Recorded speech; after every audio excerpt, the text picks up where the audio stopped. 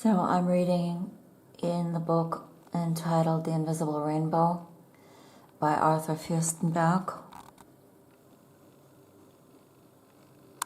You may notice that the position of Nevada shifted more than any other state between 1931 and 1940 for cancer. For some reason, deaths from heart disease, diabetes, and cancer rose dramatically in Nevada, while the rate of household electrification rose only modestly. I propose that the construction of the Hoover Dam, completed in 1936, was that reason. Well, let's look up Hoover Dam. What I did was I Googled what is the real purpose of the Hoover Dam, and this is what I got. Hoover Dam was built for several purposes: controlling floods and silt as well as irrigation. The primary purpose of the dam, however, is to generate electricity. The power plant began to service on September 12th, 1936. If you do the gematria on this date, it comes up to 13. Anyhow, controlling floods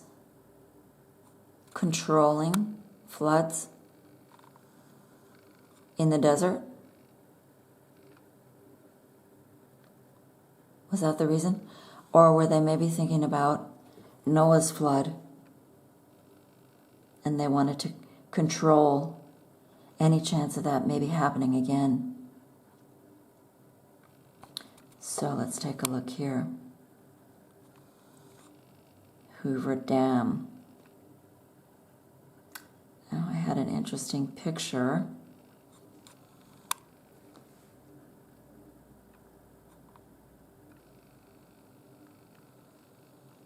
You see how they lie to us through their forked tongues about flood control?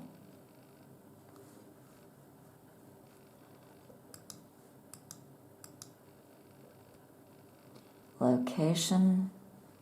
What is inside the Hoover Dam?